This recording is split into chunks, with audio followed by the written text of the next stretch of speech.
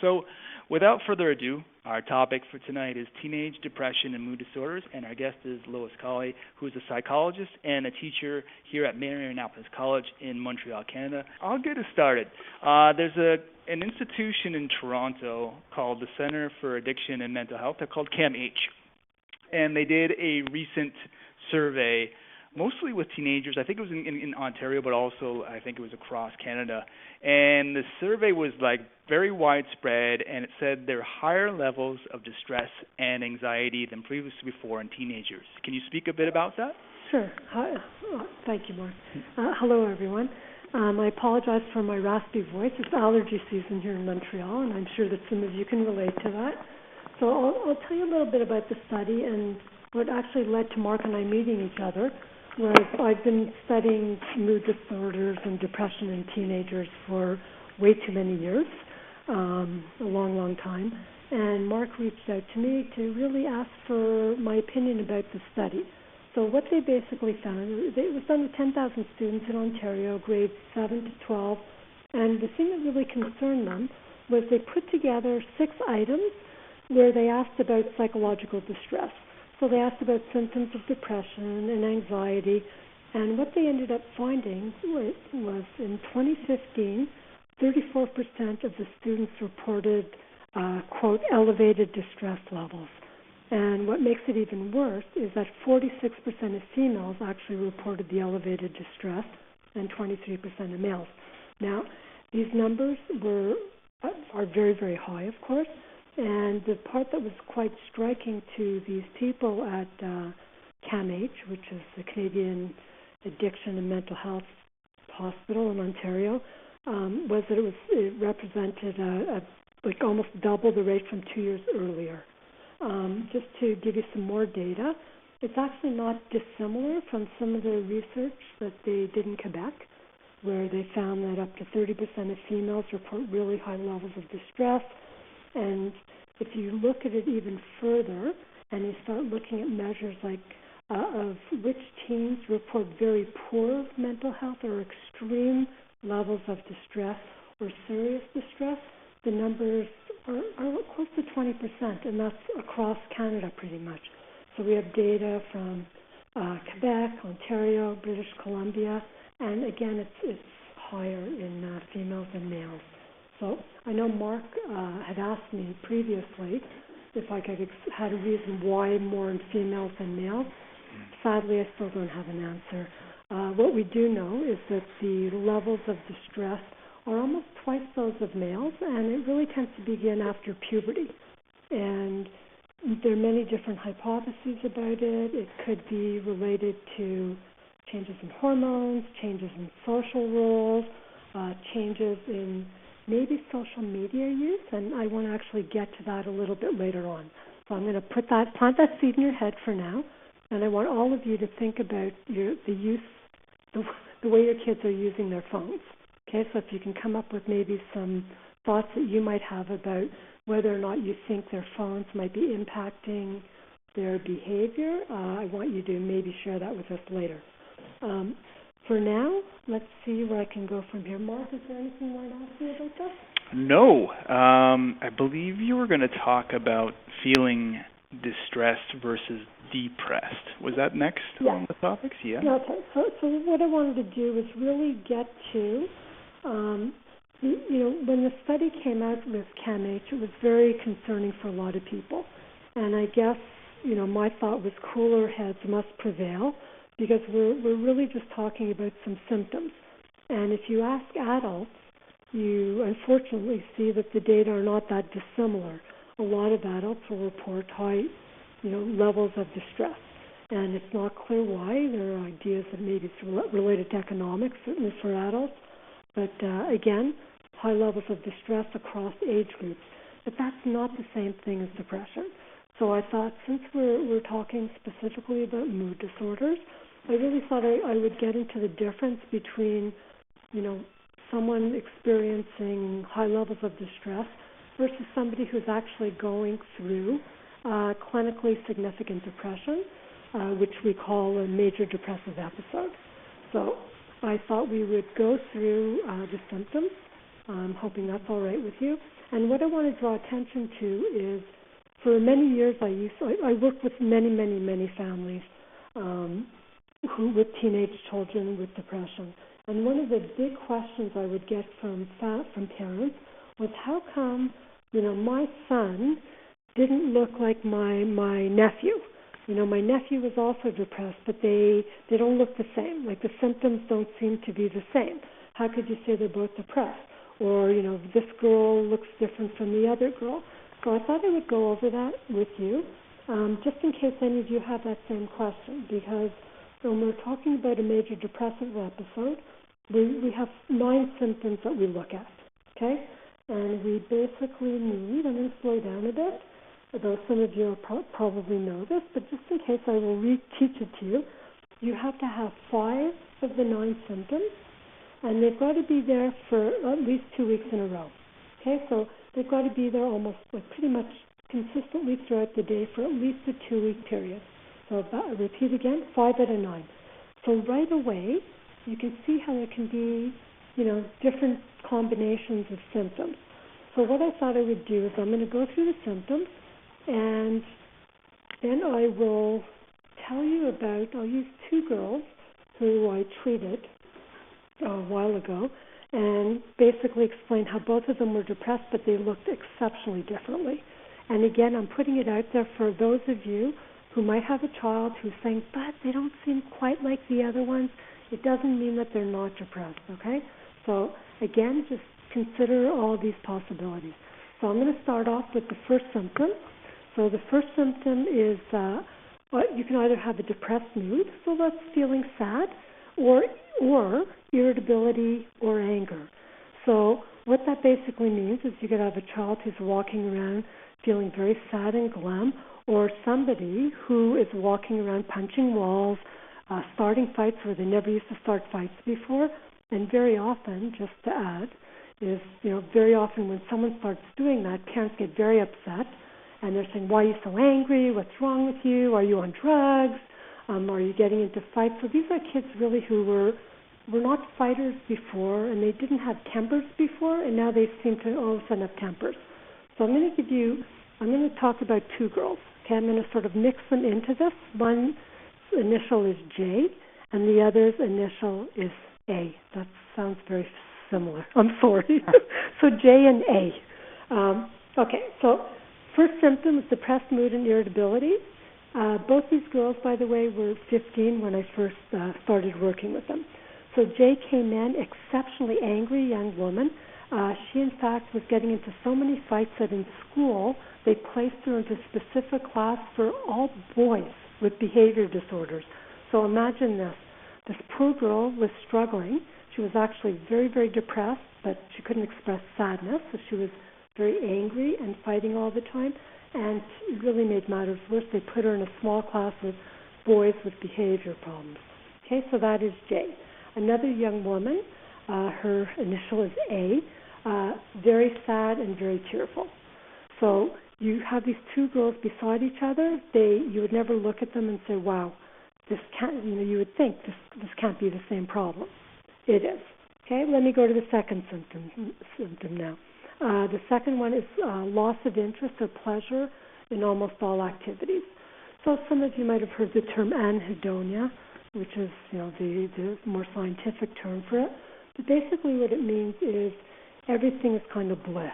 And it's, you're not going to get a kid saying, Mom, I don't want to do this anymore. Very often what ends up happening is the kids or adults as well just stop doing stuff.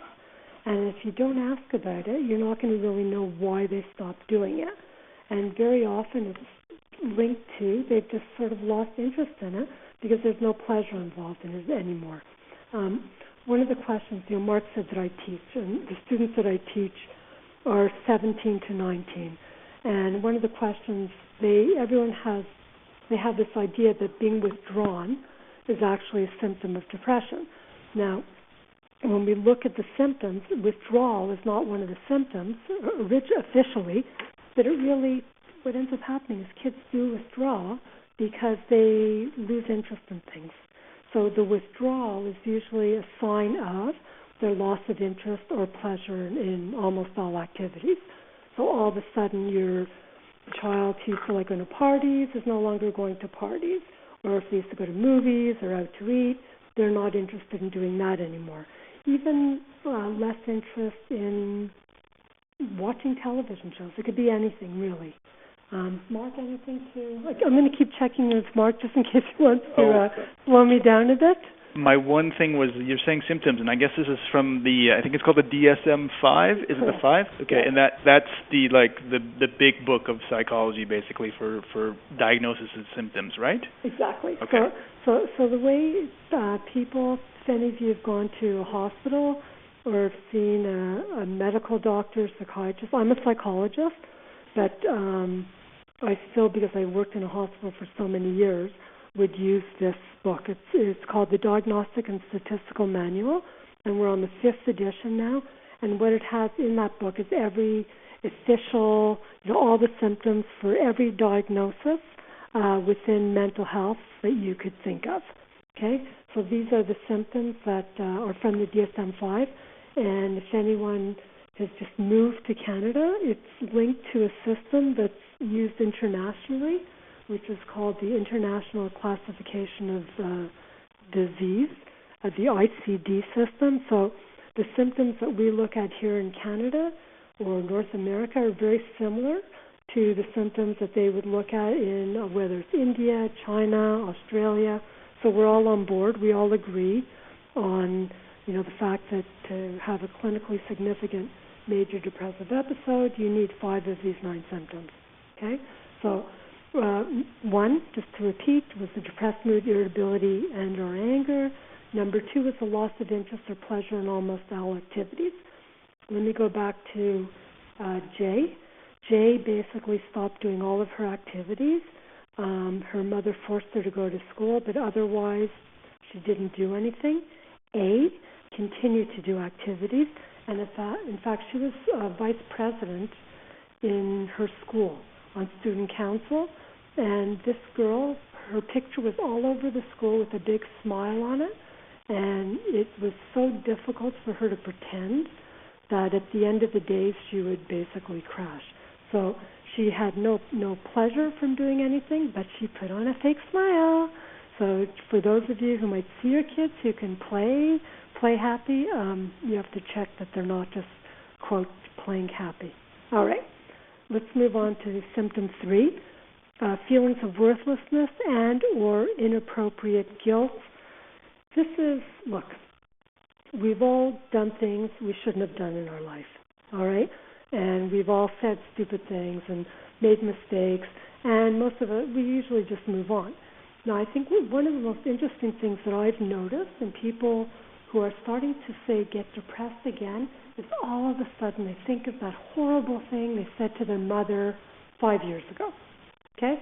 And by the way, adults do the same thing. So this is something, we all say ridiculous things, and all of a sudden it sort of comes back and you can't get it out of your head. So you very often see this with depression. So if you have a child who's depressed and all of a sudden they'll say, Dad, do you remember when I was 10 and I broke something? And now they'll start apologizing for it all over again. Just they feel incredible guilt. And for you it'll seem like it's out of the blue. But again, this could be the sign of, is this linked to... And again, keep in mind you want to have a whole bunch of symptoms all at the same time, or else we would all be depressed because we all have some of these symptoms some of the time. Okay? So in the inappropriate guilt, that would be an example of that. And then the worthlessness, just feeling that you're not worthy.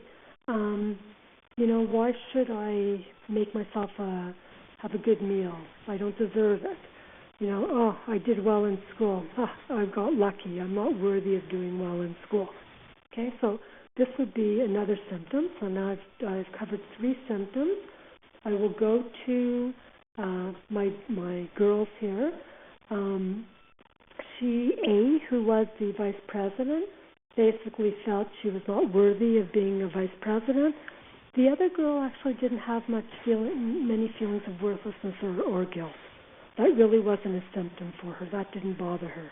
So here again, we have different ways of showing the symptoms, and not everyone will have all the symptoms, right? We only need 5 of 9. Okay.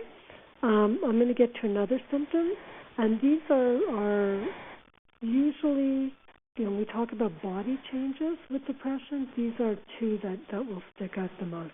One is changes in weight, and one is changes in sleep. So they're separate symptoms, so I'll go to changes in weight first.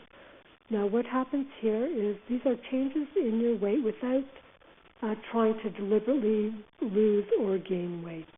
So typically what happens is it's got to be over a 5% change in weight. And sidebar, people who tend to have the most severe depressions tend to lose weight because they're not very hungry. Yet other people will actually gain weight, and it's not quite clear why. One idea is maybe they're just eating because they're bored, trying to make themselves feel better. So I'm going to quickly go back to my girls. I had one girl, the girl J, who didn't have guilt, who lost a lot of weight, and my vice president A, who gained weight. So again, even with respect to how they presented about their body, totally different. They are completely opposite. Sleep disturbance is the next thing, and that can represent itself in a couple of different ways. Some people report being really tired all the time and sleeping more than usual, and then other people will find it very difficult to get to sleep, have difficulty staying asleep, and even though they haven't slept much, they'll end up getting up really early in the morning. And by the way, the last thing that I'm describing, is severe difficulty with sleep, is again a more severe sign of depression. So back to my girls. My vice president had no problem sleeping. My hunch about that was she was so exhausted from pretending all day that she slept just fine. And Jay had a very horrible time sleeping. She was very restless, had trouble falling asleep, and then couldn't stay asleep. Okay, so we're down to 1, 2, 3. I've gone through 5 symptoms. Another symptom is really the proper term. Well, I'll give you a simplified term. We'll call it motor disturbance. And what happens is it's observable on the outside. You can look at someone and sometimes they'll seem really agitated. And these are people that aren't usually agitated. So say your kids are usually, pretty calm, and now all of a sudden they're like really, jumping back and forth and like swaying a lot and tapping a lot, and they kind of look agitated. So that's how it could present itself. That's one way it can express itself. And then another way, which is totally different, is it's as if your child has, or same thing as adults, they're slowed down. It's as if they're going in slow motion. And if you ask them a question, there'll be a lot of sighing. And to get them to go to school, everything goes slowly. Okay? And by the way, parents find that symptom quite difficult because their reaction to it, especially with your child, is, come on, let's go, step it up a bit. And so that's a symptom of motor disturbance. Back to my girls, A, did not have a motor disturbance, but J was very agitated, and she became very hyper, and it was a very big change from her usual self. And really the thought about her was she must be on drugs, because why else would she be so agitated? And it had nothing to do with drug use. So another last 3 more symptoms to go. Fatigue or loss of energy. Now, they're basically self-explanatory. What ends up happening, and by the way, this is a very, very, very tough symptom for adolescents and adults, because what ends up happening is the people affected are really, you can be very tired. And people will look at you and say, come on, pick it up a bit, try a little harder, you're being lazy. And it's not lazy. It's really tremendous feelings of fatigue and a loss of energy caused by the illness itself, okay? So it's not that someone's deliberately trying to miss work or to not go to school or to be late for school. They really are struggling with fatigue and loss of energy. Now, I want you to think about the poor kids who aren't sleeping. So imagine, not sleeping, how fatigued you would be. And then the other part of it, which parents will get very frustrated with, is, my kid's sleeping all the time. Why are they still so tired? So just because you're sleeping all the time doesn't mean that you will not be tired. So these things can go together. All right. The next symptom is really the toxic symptom for school. It's a decrease in concentration. And it shows itself in a few ways. One, it could just be general indecisiveness. If your kids wear a uniform for school, great. They don't have to think about what to wear in the morning. But if they don't, as it is, being a teenager, it's especially teenage girls, it's tough to make that choice. What do I wear this morning? But if you're depressed, it's almost impossible. Do I wear this? Do I wear that? What do I do? Should I go? Should I do this? So it's all should I, maybe, yes, no. So the indecisiveness is really, it's quite striking. And then there's the decreased concentration. And what your kids will report to you. And again, keep in mind, almost everyone, all of us, we all have periods of time where we can't concentrate so well. But imagine having this almost every day, all day, for at least 2 weeks in a row. And you know that every day you've got to go to school and be on the top of your game in terms of learning new material. So what ends up happening very often is kids who are depressed, their grades do go down because they're trying. It turns out that they spend a lot of time staring. So staring at the pages or rereading the same pages, and the information's not really going in. All right? My girls, I sort of moved away from them for a few seconds. In terms of decreased concentration, Jay had a very significant drop in her grades, but calling my vice president A, she actually did not have a drop in grades because she used every single bit of her energy to do okay in school and to pretend at school that everything was fine. And in fact, it was interesting.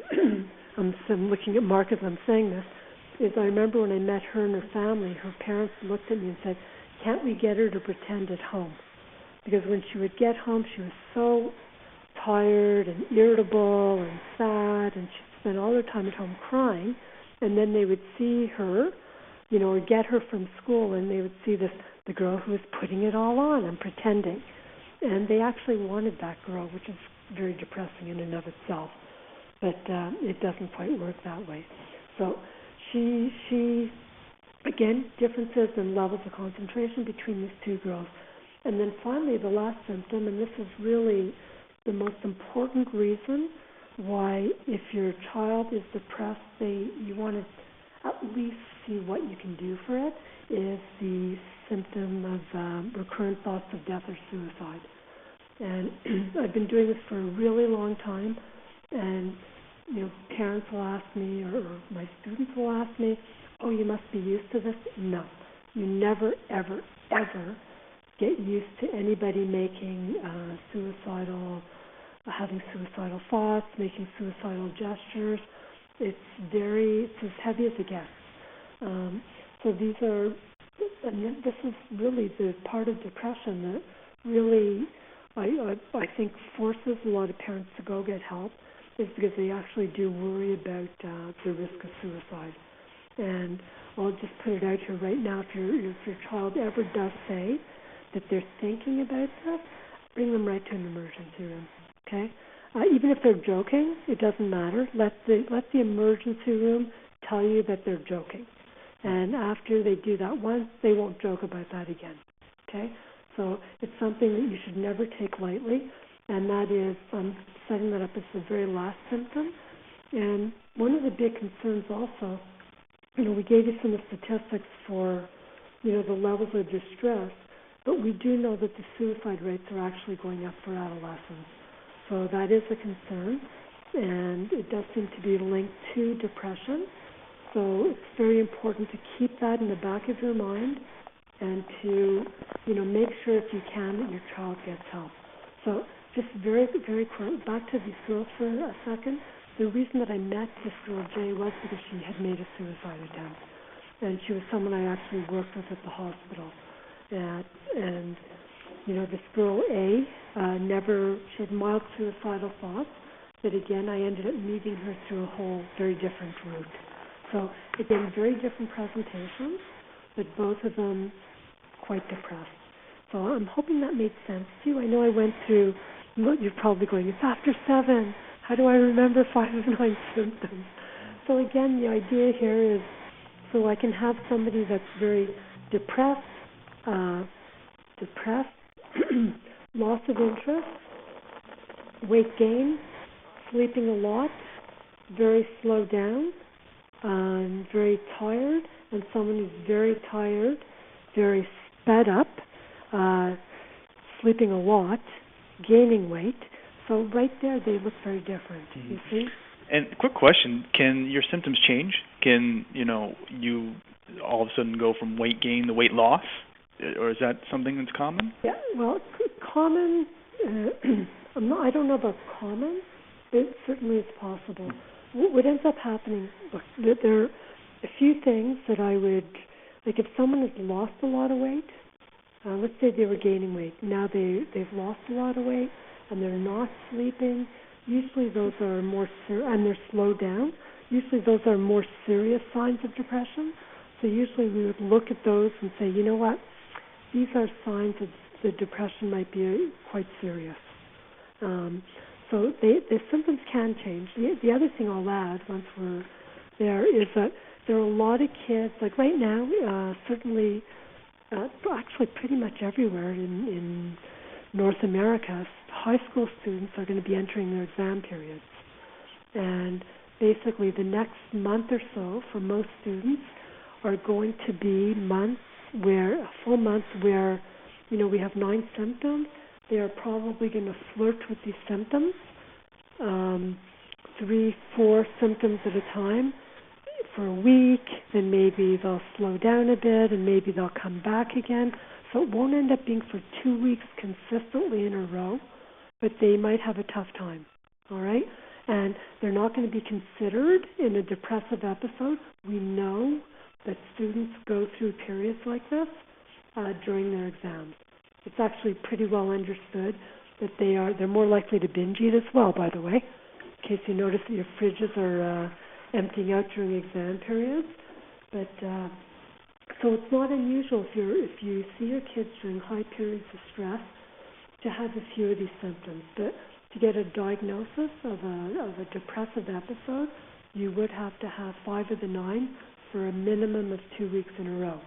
Now, that being said, by the time most teens actually speak out about needing help or go for help, they've been depressed much longer than that. So for most people, it could be, months into their episode of depression, and maybe they've hidden it so well that parents only notice once they get a report card and they see that the students missed a lot of school or failed a lot of courses.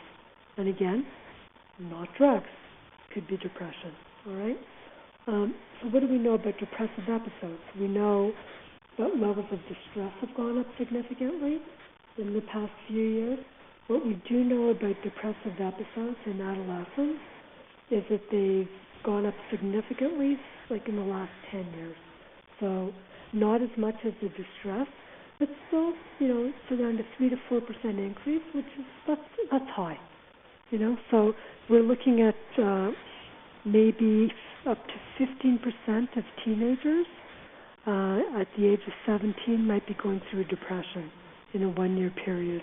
So that's a relatively high rate if you consider that along with that comes some suicidal thinking. You're probably going to be missing school, which means you're going to be missing on social opportunities with friends, falling behind academically, and all of those things are actually very depressing.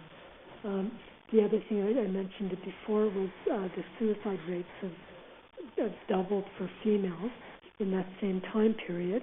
They're still not high, but double is frightening. So again, it really speaks to the question of what do we do? How do we actually help these kids? Mark, is there anything?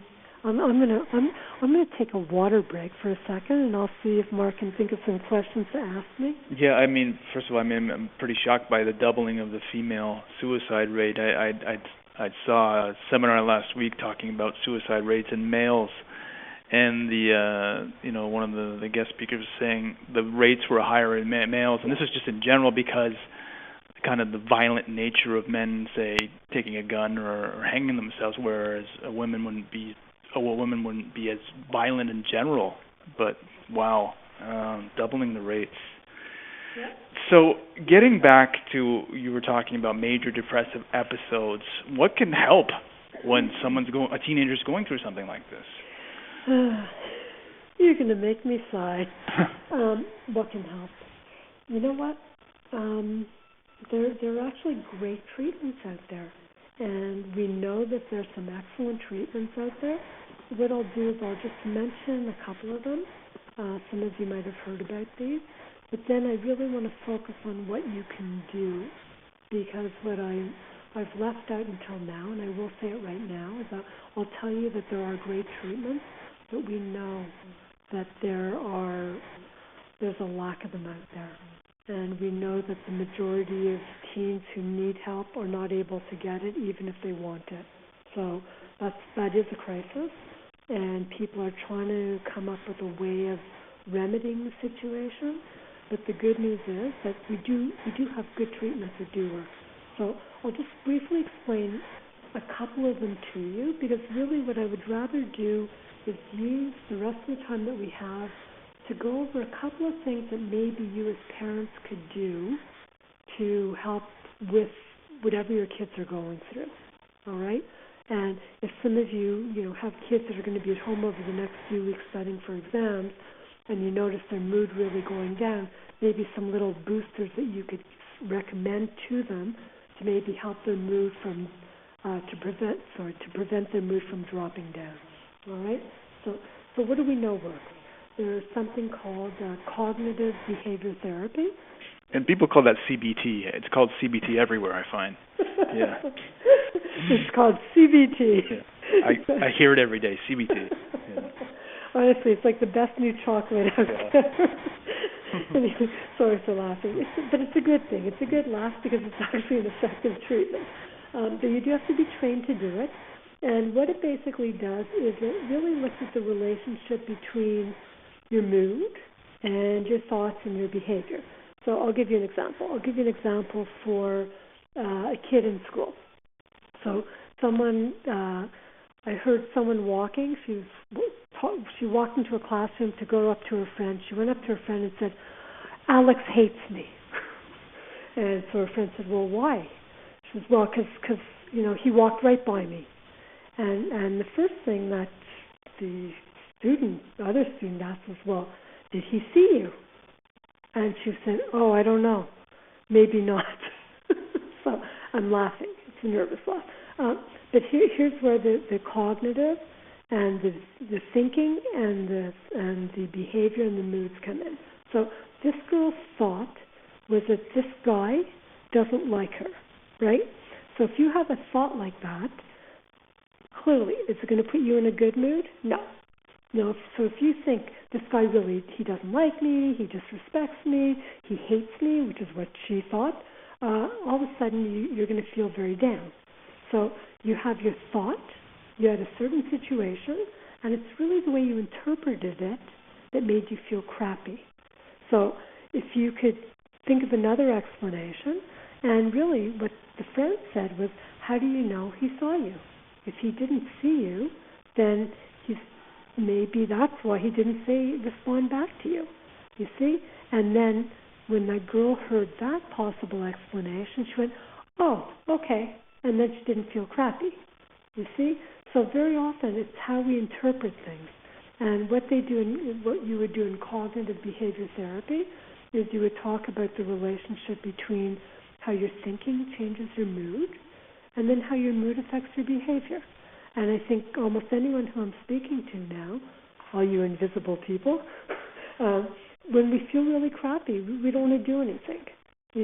Our instinct is, I'm not going to go out, I don't want to do anything. But then what happens is it makes us feel worse.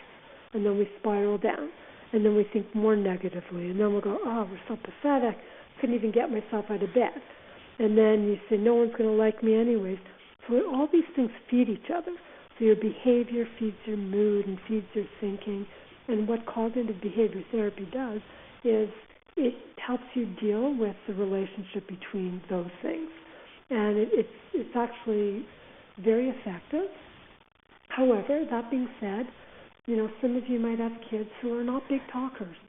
And it's the sort of treatment that someone's got to be, for all treatments, by the way, you have to have some motivation to do it. And sometimes that can be an issue with anybody, adults and teens. And so I think there's always people looking for ways of treating where, not all, what's the proper expression? Not all shoes, not all sizes fit. Not everything's going to work for everybody. There's an expression in there, and I'm telling you, I'm just too tired to pull it out of my head. So maybe someone will call in and tell me what the expression. It's not one size fits all. That's right. it. It's not one size fits all. Phew. Okay. I apologize for that. So that is, by the way, one of the most studied treatments for adolescent depression. We know that it works quite well. By the way, antidepressants. They also really appear to work quite well. And the big issue, I think, that people have with medication, and it's like that with any sort of treatment, is you always want to make sure that the benefits outweigh the risks. And like with any medication, there can be side effects, so you just want to make sure that the positive effects of the medication are more than any other effects that the medication might have on you, which, by the way, tend to be minimal. So that is also a treatment that, and by the way, the rates of antidepressant use has gone up in the States and in Quebec and in Ontario. And if any of you are thinking that's a bad thing, I want you to rethink it, because these medications can actually make the difference between life and death, okay, for some teenagers. So just you have to be very open-minded about this. I don't think you would necessarily give it first and on its own. All teenagers have to learn tricks how to manage their mood, but sometimes all the tricks in the world will not help, and sometimes medication is really necessary. Another thing that I just wanted to bring up, because it's becoming quite popular, is something called behavioral activation. Now, they haven't done a lot of good studies with teenagers on this, but it works along the idea of, people who are depressed stop doing things that they like. And the idea of behavioral activation is we try to get you to go out and do the things that you enjoy. And for most of us, if we go out and do things that we enjoy, we are much more likely to feel good. So, that being said, it is a lot more difficult than it sounds, because to keep in mind the symptoms of depression, lack of pleasure, you might feel tired, you've got low energy. So the idea of going out and sort of pushing yourself it can seem like a huge task. So parents, this is where you can get involved to maybe nudge your kids along a bit. All right, these are some of the treatments that we know work, but I want to bring up something that's made its way, I guess, into general pediatrics, and it really has more to do with the idea of exercise. And there's two major concerns about the lack of exercise that teens are getting.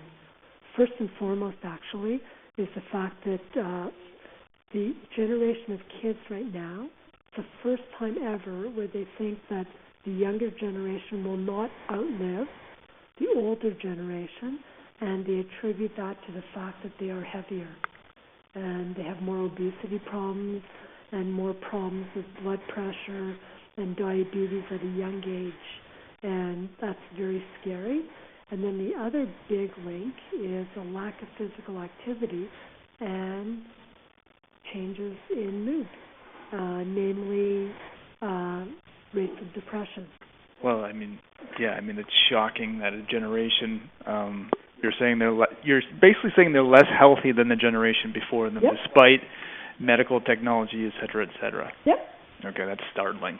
No, I know. It's actually very depressing, because I'll give you an example. The schools here, I don't know about the schools where you are, but we have, some schools work on 7-day cycles, 9-day cycles. So the guidelines for physical activity for teenagers is at least 1 hour a day of physical activity.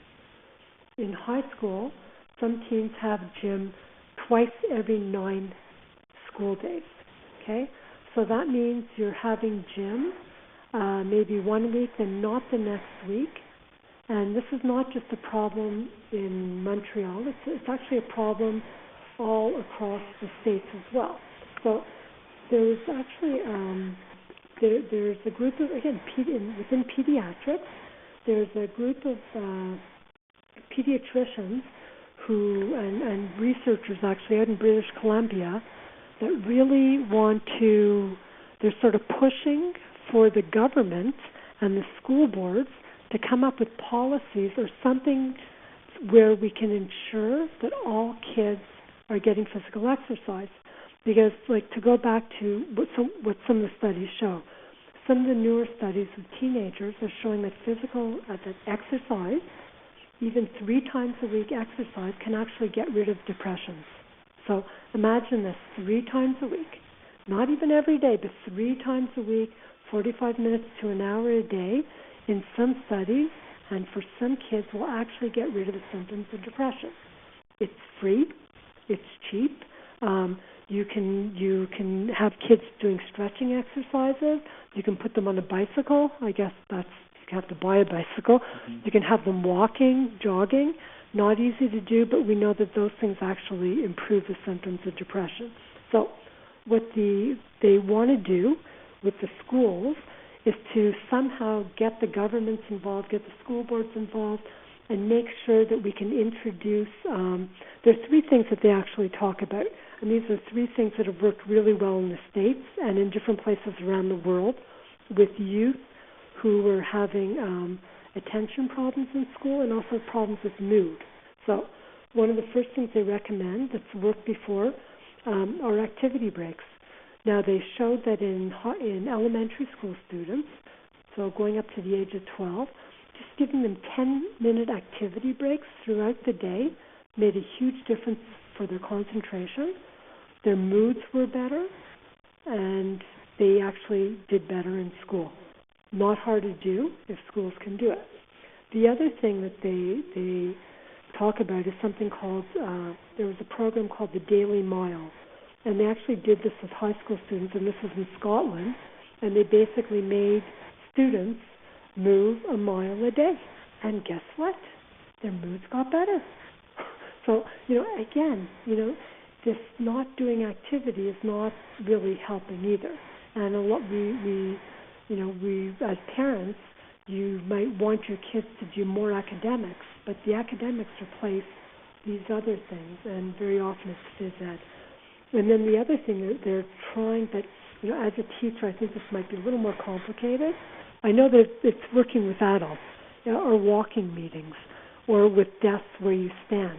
There's actually a school in Montreal that has standing desks now, but it's at an all-boys school, and they have a lot of fun with it.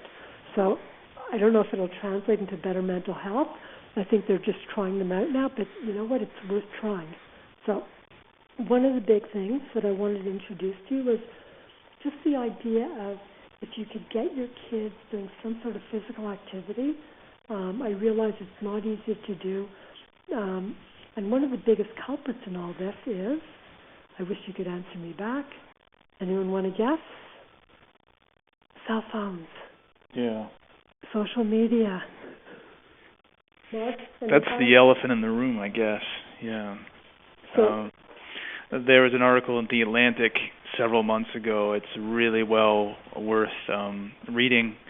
I can't remember the name of it. It basically talked about how cell phones, smartphones specifically, have changed the generation of teenagers around the world and how the data, they looked at data from the last 40, 50 years, and it's just completely changed the lifestyles of teenagers worldwide. But yeah, we live in a brave new world now with cell phones. So I'm going to come back here and tell you, what do we know about cell phones? There's actually a woman who, her first name is eluding me. Jean Twenge, Twenge. And if you look her up, she does TED Talks on social media and sleeping and mood, and she's done quite a bit of research in the area. And the most recent thing that she was writing about is just that she's actually one of the people that linked she thinks that a lot of the increase in depressed mood, not in depressive episodes, but depressed mood, excuse me, and despair and irritability is really attributed to the increase in smartphone use. Now, it's hard to prove cause and effect, but certainly the rates, the increase in the amount of, depression symptoms does seem to correspond to the changes in cell phone use, especially in teenage girls, but we have to do the proper studies to show this. That being said, though, we certainly know there are some facts that we do know about where they've been able to figure out cause and effect. So for one thing, they've actually done this with college students who are a little bit older, but they find that they'll actually behave like people with addictions. So if they take away their cell phones from them, they actually start to get really agitated. So, and again, that's the sort of behavior that you would see with someone who has some sort of addiction. So people are actually quite concerned about cell phone use and are feeling quite strongly about the idea that maybe we should start. It's kind of difficult to control cell phone use, but I think there's tremendous conversation that will begin again about maybe we should really regulate it a little bit, especially with teenagers. To give you some of the statistics, I actually have this down here, of course. Basically, almost a sixth of girls are spending over 5 hours a day on a cell phone. All right?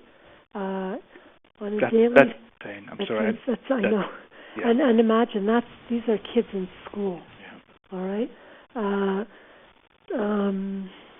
Let's see what else. 86% of them are visiting social media sites in a day. That's actually not that surprising.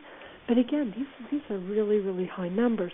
Actually, some of the more interesting research shows that kids who are on social media less are actually less likely to be distressed or depressed, and kids who do their homework more because they are actually less likely to be distressed or depressed. So it's actually, there's some very interesting relationships where cell phone certainly interferes with many aspects of functioning. Okay, so what else can I tell you about cell phones?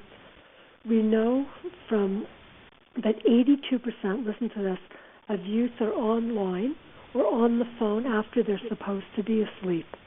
Okay? So these are kids who are actually admitting to this, that when their parents say, okay, go to bed, up to 82% of them are still on their phones. And then what ends up happening is they report that they're not sleeping so well. And there's a whole other area where we know that the kids who are sleeping the worst also have the worst mental health. So, imagine going to bed with a cell phone, so you're going to be less likely to get a good night's sleep, and that in turn will certainly interfere with your mental health. What else? We know that, again, the more girls spend time on their cell phones, smartphones, the more likely to report mental health issues. Adolescents who have less screen time have more social interaction, they do more sports, they do more homework, and they are much less likely to have mental health problems. All right? So, being on social media is not the same as being with friends. And we know that social interaction is actually a great buffer. It actually can prevent people from falling into deeper depression. Like, social support is exceptionally important, except it's got to be real social support. Actually, there was an interesting study where they followed people daily, and they found that the more people were on Facebook, the worse they felt. And they noticed, actually, Mark and I have had discussions about this, and I think what happens is teenagers, they don't understand that very rarely do people post their worst day. Yeah, the highlight reel of your life is posted, right? You know, so the more teens are watching this, the worse their mood goes. And in fact, what they found was, as soon as they withdrew from Facebook, their mood actually improved. So, you know, it's really, I think that says a lot. And again, it's not, I understand it's not easy to do this. So I wanted to just introduce, because we're going to run out of time, and I want you to have time for some questions. There's a paper that just came out, and I think it really addresses the issue, like how important the issue of cell phones is. And it's in the journal, the name of the journal is Pediatrics, and it just came out 2 weeks ago. And what they're proposing, because of the concern with cell phone use, now keep in mind, cell phone use, the more you use a cell phone, the less likely you are to exercise, the less likely you are to have real social interaction, the more likely you are to have a depressed mood. So you have all these variables. Again, we can't say they cause it, but we certainly know there's an association there.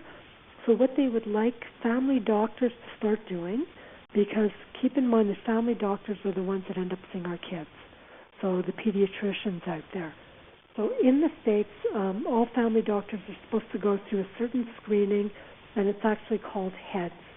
So they will ask about home life, they'll ask about education, they'll ask about activities, they'll ask about drug use, they'll ask about sex, they'll ask about safety behaviors. You know, do you wear a helmet when you ride a bicycle, stuff like that. They asked about suicide, and now they want to add another S. Okay? And that S, they want pediatricians to start asking about social media. And they're hoping that this will catch on, and they're hoping the parents will get involved with this. So what I'm going to put out to you, because there is a way of checking your child's phone, and I'm going to read exactly what I actually tried this, and it works, and I'm sure some of you probably know how to do this already, but I did not.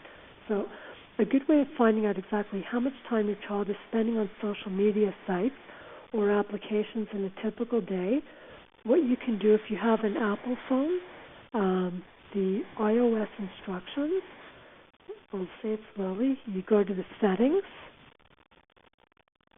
okay, and then you go to battery, and then you'll see a clock icon, and then you scroll down to battery usage. All right? And what you'll see is it gives you every site that your child has been to and how much time they've spent there. And I'm hoping that some of you will check this out. What they're recommending is that all pediatricians should ask their patients over the age of 11, and they should ask the parents to also be checking the phones of their kids, just to get an idea of how much social media they're using. For those of you who are using Androids, you have to download an application that tracks usage, but it's free, and you can get it in the Google Play Store, and it will give you stuff like it includes quality time and break-free time and something called Checky, which I have no idea what that is. Okay. So we can open up the lines for a Q&A now, and it's really simple. Marijuana usage. Yeah, I have to bring that up because, you know, with the laws changing, et cetera, what are your thoughts? I mean, it's something happening. It's how people self-medicate, especially teenagers. Difficult question, I know.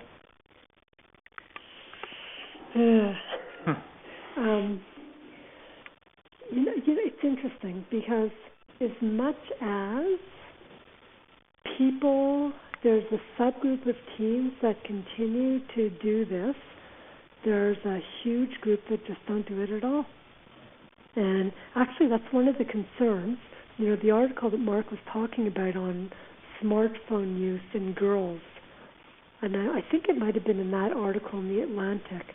The problem with these girls is they're on the phone so much, they're not dating, they're not having sex, which maybe is a good thing, they're less likely to get their driver's license, and, the amount of partying might actually be going down in some ways.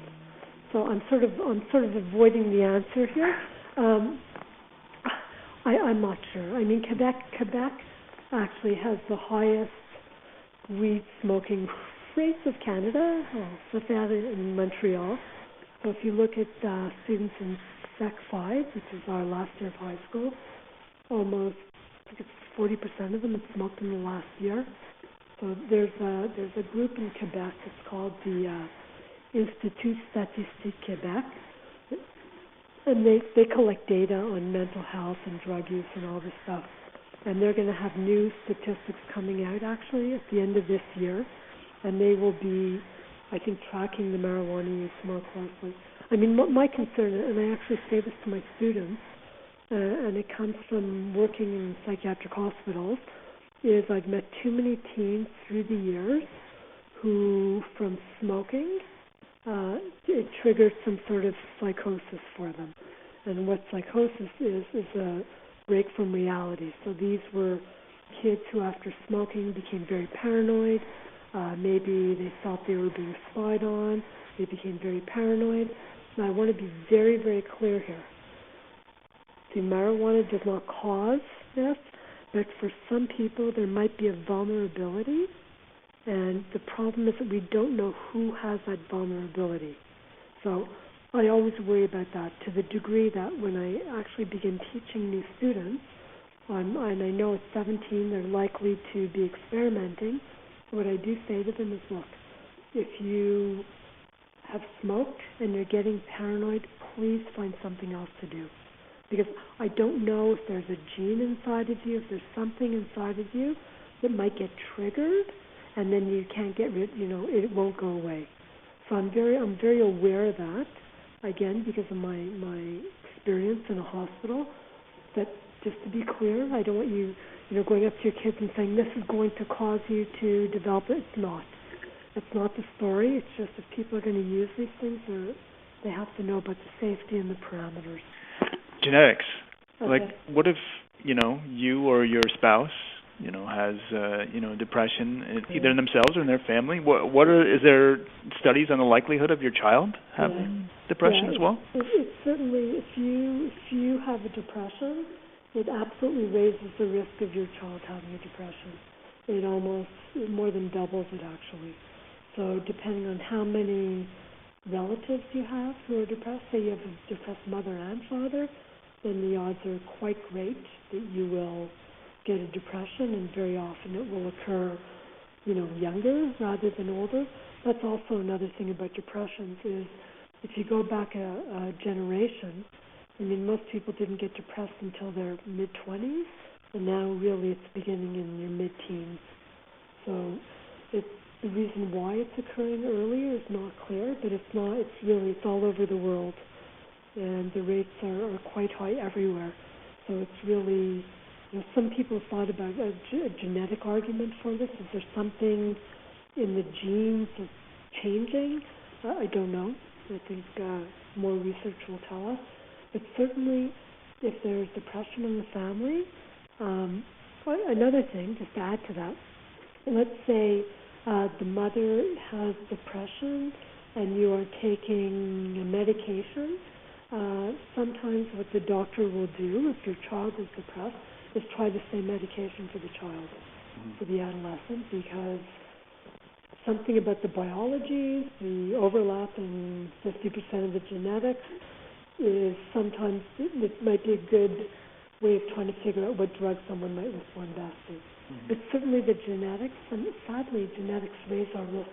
If you have someone that's, Mark brought up smoking weed, if you have someone in the family who's got drug addiction, or alcoholism, again, that your child smoking weed recreationally might mean something different for him. I mean, they might be more at risk of developing a problem than, say, someone else who's doing it where there's no family history of any sort of drug use or abuse, or drug abuse, I should say, not so much use. Yes, hi, I have a question. Okay. I was wondering, is there like an actual timeline, like say, I know my daughter's in a depression now, is this like going to last her whole life? Is it going to last a year? Is she, like, for sure, better chances that she'll go back into depression later on in life when she's older? Is she getting help? Yes, she is. Yeah, she's in treatment right now. Okay, is it helping? Oh, well, right now we're at the stage of trying to probably try another medication there. Okay. Tomorrow, we're seeing the psychiatrist tomorrow. Okay, great. Okay, but that's I first of all, I like what you're saying because I I guess through the years I've seen too many people who weren't properly treated, I guess.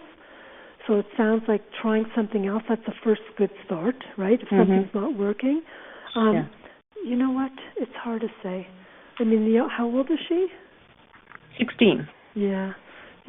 Maybe like a 50% chance. I mean, if we look at statistics, her odds of getting a depression again are in fact greater than someone who's never had one. Okay. But that being said, this is where therapy is super important.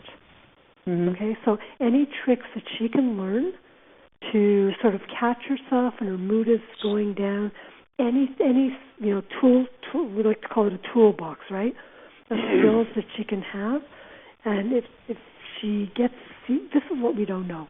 We don't know if we have teenagers who learn what to do, or are they also going to be less, will they do better the next time they get depressed? Like, will they not get fully depressed because they know what to do? Do you know what I mean? So let's say, she's going around now, she's in university and she's starting to feel really crappy, and she goes, wait a second, now I know I don't want to go out with my friends, but I have to go out with my friends because it'll make me feel better. And if she does that and sort of pushes herself, maybe that will prevent the depression from happening. Yes. Makes sense? Anything else? Yep. Did I answer your question? Yes, you did. Okay, this is excellent. Yeah, but I'm really glad. So she tried a medication, now she's going to try something else? Yeah, I think we're going to try something else because I think the psychiatrist is not really happy with the effects that these ones are giving her. So. But that's great, honestly. I really, you know what, because it really bothers me when people are either kept on a medication for too long and they're not getting better, or they're getting therapy and they're not getting better and they could use a medication. So at least it sounds like she's being treated by someone who's wise. Yeah, because she's only been on this for like a month now, so. Okay. Sometimes it can take a while, but, I'm sure they know what they're doing. Okay. Yep. Well, I wish you luck. Is there anything you do to help her, or? Well, I'm doing it now, I think. I'm trying to get more information and read up on it and see how I can help her out for sure. Okay. Okay. Oh, more calls. I'm going to give you, do you like online resources? Yeah, sure, yes. Okay. Excuse me. Type in dealing with depression. Okay. Just type it into Google, and it's a workbook for teenagers with depression. And if you look at that, it'll give you some ideas of how you could help her as well. Okay. Okay. So if you can also do DWD, or Dealing with Depression. It's a wonderful book, and it's in many languages. All right. Okay. Okay. Thank you very much. Bye-bye. Thank you. Hi. I know you're talking about depression mainly, but does it go hand in hand with anxiety as well? Because when you were speaking about, limiting cell phone use, right. Our daughter is 15. She's constantly on it, but we were advised if we try to limit that use, her anxiety is going to get greater. Of course. So we're torn between trying to monitor it a bit more, taking it away, limiting the use, and so it's like we don't really quite know what to do with this. I know. Okay. First, just treatment for anxiety disorders. The number one treatment is actually called exposure.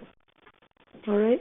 So the idea here is, I agree with you. And what they're saying is correct.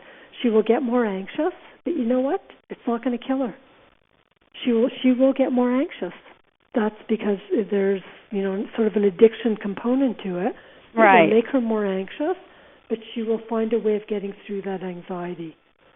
And the anxiety brings on higher depression, and then she can't go to school and can't get out of bed, and it's like it's a vicious circle. Yeah. I mean, we're starting the medication and seeing a psychiatrist and a psychologist, and it's just I don't know. It's this the cell phone use is just very scary in this day and age now. I agree. How old's your daughter? You said 14, almost 15. Yeah, no, it is. It's actually quite terrifying. But look, it sounds like she's getting help, right? Yes. And so this is where you just have to trust what they're doing. And I think, everyone's trying to figure out how do we handle these cell phones. Yes. Because really, it is a problem. Hey, I've got a 17-year-old. I get it. Yeah, I know. It is very, very tough. And, you feel very lousy, right? Like, how could I take this away? I'm ruining their life. But because then the anxiety builds because she doesn't know what's going on with the rest of her friends. And are they talking about her now? Or, is she missing out on something? Exactly. It's right. FOMO, right? Yeah. Yeah, fear of missing out, Mark, in case you... New to me, yeah. No, I know. But she will. I mean, I'll tell you something that really reassured me is I teach 17-year-olds, right?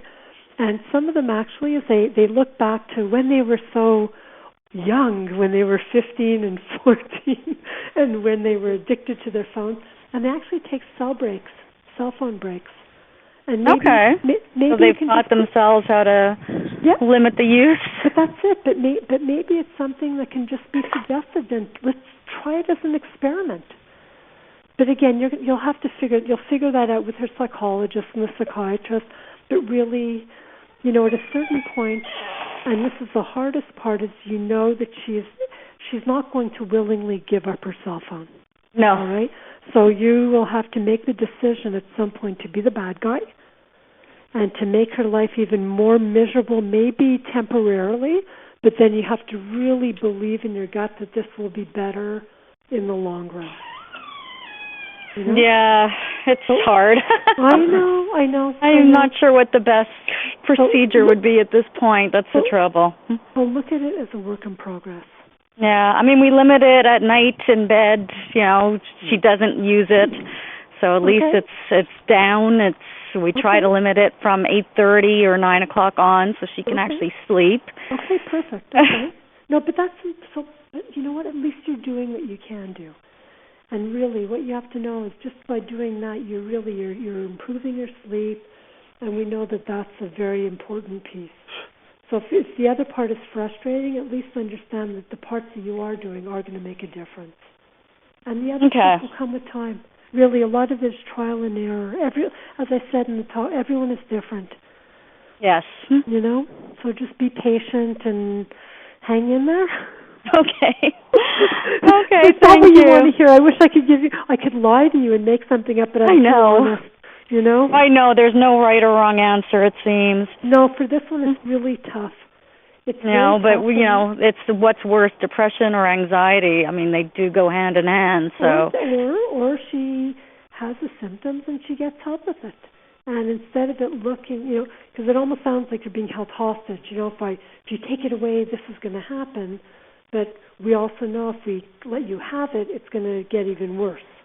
Right. So it's kind of like tying your hands together. So you'll sort of pull that apart. But that's fun. You've got to get to the point where you're able to be the bad guy about it. Yeah, that's true. I mean, my husband's there. He's at that point. I'm just not quite there yet. Okay. this is where then you're going to have two bad guys. Yeah. Mark's smiling. Part of life. Part of life, Yeah. exactly. Oh, hey, no one said it was easy, right? No, really, it's true. But please just remind yourself that, believe me, I get it. Okay. Okay, super. super. I get it. You know, but you can take it, and you're the adults, and you are learning about this stuff, and, you know, her brain is still developing, really. It really is. And, you know, on the positive side, the fact that she doesn't want to miss out on anything is very normal. You know, that's actually an okay thing. So maybe come up with an alternative plan, whether it's maybe, okay, checking in every 15 minutes an hour, or something where, you know, she can keep the streaks going, or whatever she's doing. Yes. Snapchat, or, you know, the world will crumble if the streak gets broken. But, you know... Oh, I know. I hate those streaks. I know. It's crazy. I get it. But again, you know, come at it creatively, understanding you're the parent. She's never going to be happy about this. And the fact that she's saying, you know, she's not going, okay, Mommy, that's actually probably a good sign. You know, it means that she's 15 and 14, 15, fighting, and, you know, wants her friends. Those are good things, you see? Yes, she wants it to is be a good connected. thing. So just and then, you know, then maybe that'll make it easier for you to sort of be firmer. Okay. Well, thank you. You're welcome. Again, good luck with that. I know it's not easy. Thank you very much. Okay, bye. Hi there. Hi there. Okay, I don't know if it's really a question per se, but I'm, I guess hearing all of this, I mean, there's so much I can relate to because I have a son who has social anxiety, depression, and then we came to realize he was also self-medicating with weed, which led to his psychosis, which also now in turn, he's actually quite depressed, and we just don't know what to do. I mean, yes, he's being seen by somebody. They tried medication. He didn't want to take it, and he's at that age where, of course, we're at this point where, oh, you know, he's just turned 18, so he's an adult now, and he can make his own decisions, which I know is crazy because we still know that the brain is developing until whatever time, and I don't know how 18 makes it, you know, suddenly better overnight. And so, you know, when you say, yes, of course, exercise helps and CBT, but if your child is basically not responding to anything, what are the avenues? Like, where can you go and what else can you do? He's taking himself off medication. He's barely able to get out of bed to exercise. So where do you go? What city do you live in? Montreal. Oh, okay, good.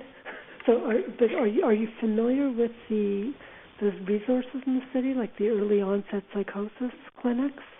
Yes. Okay. And that's the clinic he's being followed up by. But what I'm saying is that even with that, it just seems to be going nowhere. You know, it's really, I've got to say, it's really, really tough. And I mean, it doesn't help to hear that you're not alone, but it's one of the most frustrating things is when because you can't, right, unless you can prove that someone's a danger to themselves or others, you can't force them to take medication. Right. And you're basically watching him deteriorate, and it's very difficult. But I can't even. There's really nothing. It's awful. I mean, I would go. Can you go back and see if like the social worker can get involved in some way? Well, that's part of my issue. I've actually reached out to the doctor. I've reached out to the social worker. I've expressed my concerns as far as I can because normally I pretty much get shut out. It's sort of, you know, they might indulge me for 5 minutes of listening to what I might have to say, but it's always, well, he's the patient and he's the one we treat, and it's not you necessarily. And so and I've actually written even an official letter to the doctor and even to the social worker saying, look, I'm concerned because why still we're going nowhere? And I'm watching this happen in front of me, and I'm feeling like there's nothing I can do, and I'm not getting adequate, help or resource from his team to even tell us, hey, you know what? This is maybe what you can do, this is what you can do after that. It's almost like they operate in post-crisis mode. So if something terrible were to happen, then they're going to step in. No, I know, and you're right. I can't disagree with you. I mean, you're 100% correct, and it's really it's families like you where you sort of feel like you're falling between the cracks. So, Mark, is there anything I'm not sure, is there something AMI-Quebec can do? Yeah, I mean, we do have a lot of services, but they're mainly for you as the caregiver, resources that you can use. So I do really, if you haven't used our services, I recommend you going on our website, AMI-Quebec.org, or call us. The number is 877-303-0264. And that's all of our contact info is on the website, AMI-Quebec.org. And because we have, counseling, we have support groups for caregivers. There's information on things like court orders, where if it's an imminent danger, there's certain things you can do legally, things like that. Right. Just give us a call, and they can walk you through different resources around the city and around the country for you as a caregiver for someone who's in a situation like that. Well, for sure. On one side of it, I mean, this I kind of played down as minor, but of course it's a concern. Of course, I know our family unit is just breaking down with all of this, and of course there's a younger brother, and so there's a lot of that going on. And in that respect, I know that I could probably go through AMI-Quebec and get something that might help us out there. But I guess I'm really concerned about this one because I feel he's just falling through the cracks, and there's, he's not quite a kid, he's not really a danger to himself, so we can't enforce anything, and yet we don't get much info, but here he is, and I'm watching this happen in front of me, and, there's nothing I can do. You know what? Yeah, you're right. And I think what Mark is suggesting, I think it's really, really helpful. I mean, look, it doesn't help to know you're not alone because it's awful, because it shouldn't be this way. But there's an issue. He's 18, even if he was 17. This, by the way, as a psychologist, it's my biggest difficulty. I worked in a hospital for many, many years. Is if someone wants to go off their medication and doesn't want to come in for treatment, there's nothing we can do. And it's so difficult because you know that like you kind of wish magically something would change. So I think really what helps is just even as a professional, we used to talk to each other about it. So as a parent, it's even more difficult, right? Because this is your child. So I think Mark's idea, if there are other parents, at least you can brainstorm with them. What do they do? How do they handle this? And maybe in that conversation, you can come up with ideas to sort of help each other. Yeah, and our counseling services are free. Our family counselors deal with this every single day. They have a lot more resources than I could give you right now over the phone. Okay. Yeah. Okay. Thank you. Well, we wish you luck.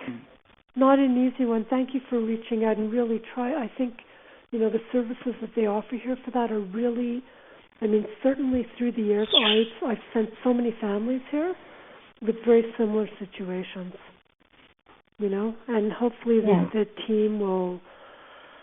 Hopefully he doesn't need them, but if he does, and at least there is a good team out there. If he does decide to go get help, so that's on the positive side. Okay.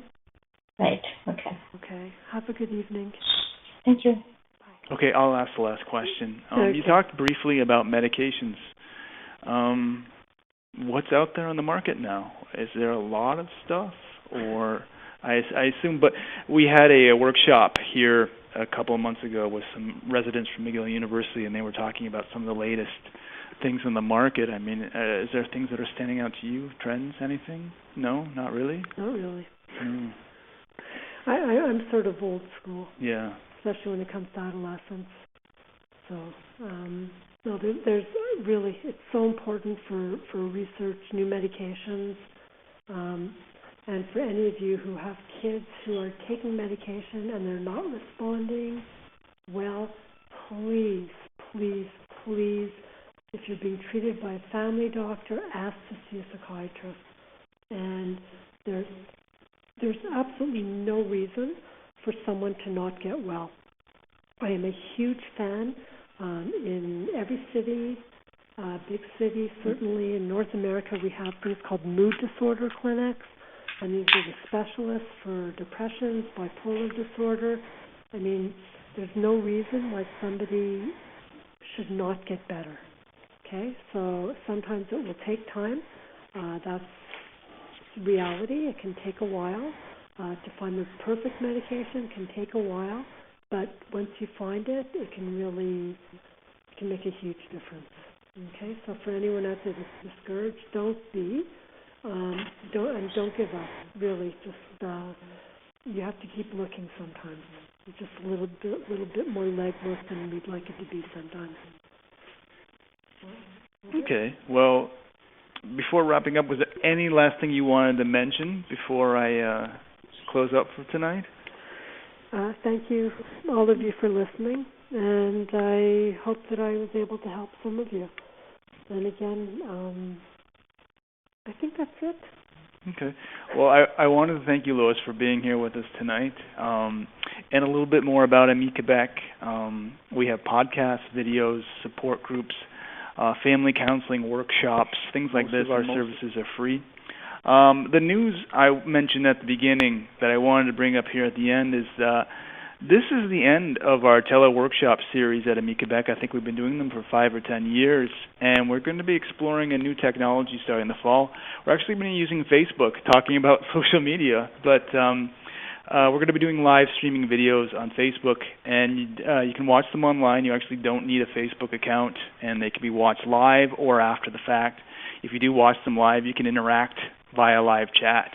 And we'll be doing those at various times during the day. We may even have some at the noon hour, experiment with time slots. And we'll start those probably in September or October. And I'll give you our phone number and our website again. Like I said, AMI-Quebec, most of our services are free or very inexpensive.